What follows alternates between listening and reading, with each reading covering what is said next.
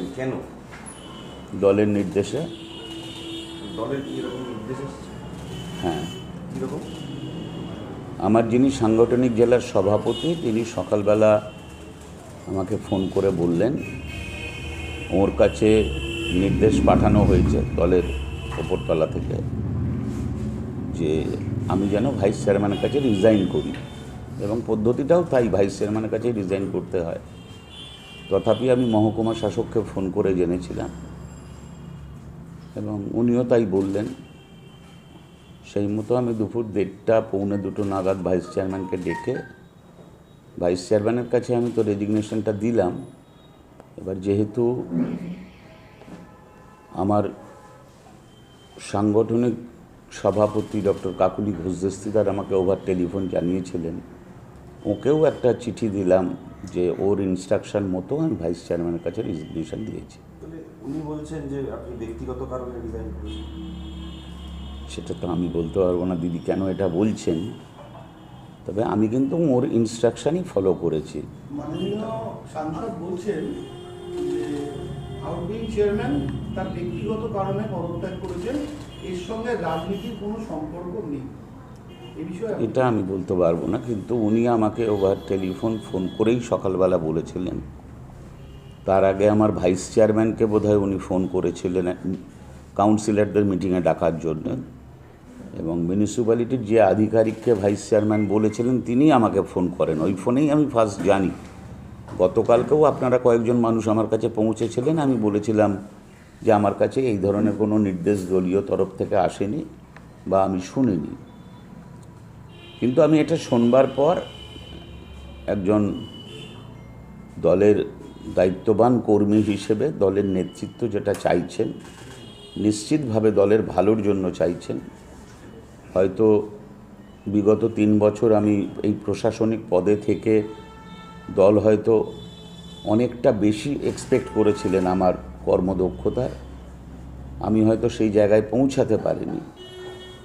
স্বাভাবিকভাবে দল শুধুমাত্র তো বারাসাত নয়, পশ্চিমবাংলার বিভিন্ন জায়গায় প্রশাসনিক পদে আমাদের মতো যারা আছেন সবাইকে নিয়েই একটা চুলচেরা বিশ্লেষণ এবং ভাবনার মধ্যে দিয়ে, এবং আপনারা তো জানেন আমাদের আইপ্যাক আছে, আরও আছে, তারাও গ্রাউন্ড লেভেল রিয়েলিটিটাকে বোঝবার চেষ্টা করছেন, এবং আমার বিশ্বাস দলের ভালো হবে নিশ্চিতভাবে।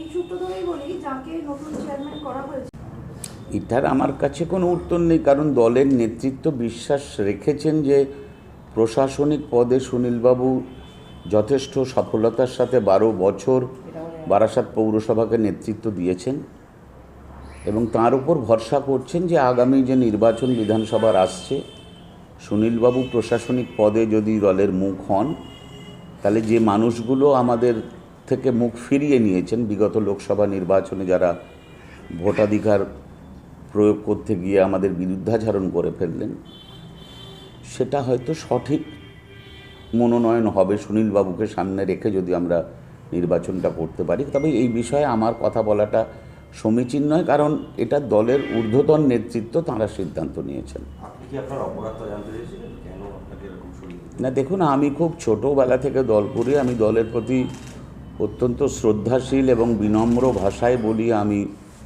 খুব ছোট বয়স থেকেই মমতা ব্যানার্জির যুব কংগ্রেসের সঙ্গে ওতপ্রোতভাবে জড়িত। স্বাভাবিকভাবেই আমার কাছে আনুগত্যটা প্রশ্ন, আমার কাছে অন্য কোনো প্রশ্নটা বড় কথা নয়। দলের একজন দায়িত্বশীল কর্মী হিসেবে দল যেটা বলবেন সেটা মান্যতা দেওয়া আমার কর্তব্য বলে আমি মনে করি। দলই তো আমাকে ওই পদে আসীন করেছিল, দলের জন্যেই আমাদের মান সম্মান সম্ভ্রম, আমাদের সব কিছুই দলের জন্য, তাই স্বাভাবিক। যেমন আপনাকে নির্দেশ দিয়েছেন আপনি রাজ্য বা দিদি এদের কারোর সঙ্গে কথা বলেছেন? না না না না, আমার তো ইমিডিয়েট উনি সাংগঠনিক সভাপতি, ওর নির্দেশ পালন করাটা আমার কর্তব্য, আমি সেই কাজটুকু করেছি। এরপর কি করবেন? হ্যাঁ, এরপর কি করবেন?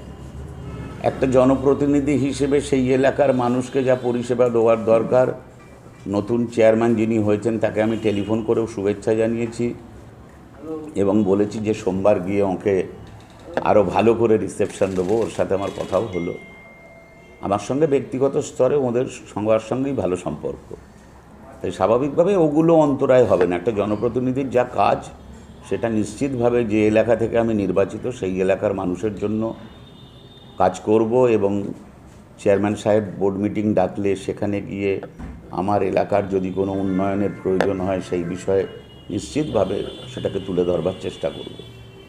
বর্তমান চেয়ারম্যান এখন যিনি হলেন, সেটা তো উত্তরটা আমি দিতে পারবো না, কারণ উনি কেন অ্যাটেন্ড করেননি।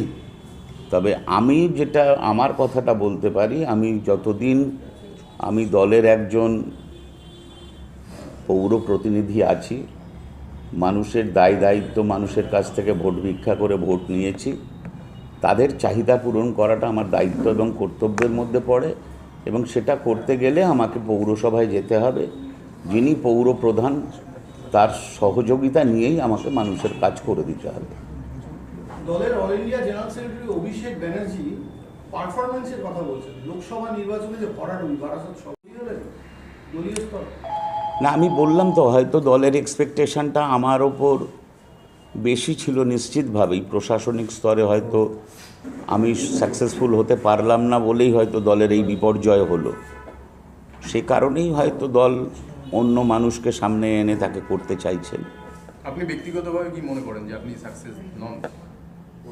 দেখুন, দলের অভ্যন্তরে আমরা যারা কাজ করি না, দলের নেতৃত্ব যেটা মূল্যায়ন করেন সেটাকেই শিরোধার্য করে নিয়ে এগোতে হয়, এবং দলের যদি শৃঙ্খলাপরায়ণ একজন সৈনিক হই আমি, তাহলে নিশ্চিতভাবেই দলীয় নির্দেশকে মান্যতা দেওয়াটা আমার কর্তব্য। দেখবেন আমি যে মুহূর্তে রেজিগনেশন দিয়েছি সেই মুহূর্তেই কিন্তু আমি আমার ফেসবুক পেজে আমি দিয়ে দিয়েছি, ভাইস চেয়ারম্যানের হাতে যখন আমি হ্যান্ডওভার করছি, আমি কিন্তু তারপর আর 1 সেকেন্ডও বারাসাত পৌরসভার ওই পৌর প্রধানের ঘরটায় আর দাঁড়াইনি।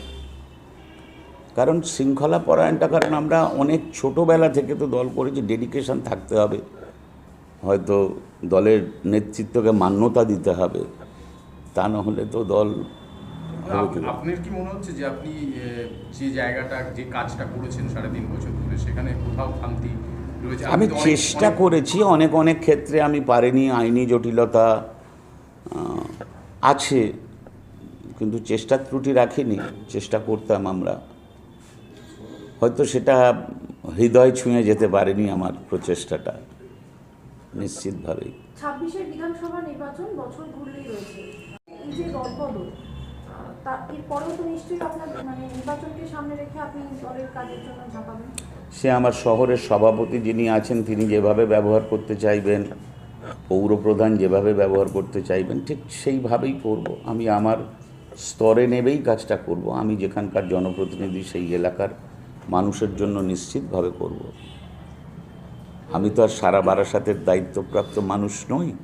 আমি যে জায়গাটার মানুষ জনপ্রতিনিধি নির্বাচিত করেছিল সেই জায়গার কাজটুকুর একদম নিষ্ঠা সহকারে অবশ্যই করব।